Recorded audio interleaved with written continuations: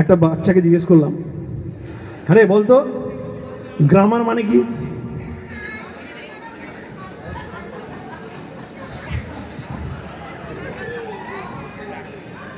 যারা গ্রামে থাকে। আর বাংলা গ্রামার? যারা বাংলাদেশের গ্রামে থাকে। আর যারা ইংরেজি বিদেশের গ্রামে থাকে, ইংরাজি গ্রামার।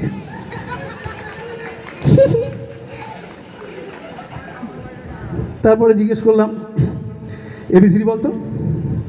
এরপর আপেল, বি ফর বড় আপেল, সি ফর ছোট আপেল, ডি ফর ডাঁসা আপেল, ই ফর এঁটো আপেল, এফ ফর ফালতু আপেল, জি ফর গোটা আপেল, এইচ ফর হাতে apple, I for Indian apple, J for জাতা আপেল, কে ফর কালো apple, L for লাল apple, M for মোটা apple, N for নানান apple, O for old apple, P for পেটে apple. কি হলো, থামলি কেন? পেটে চলে গেছে, বার করবো কি করে?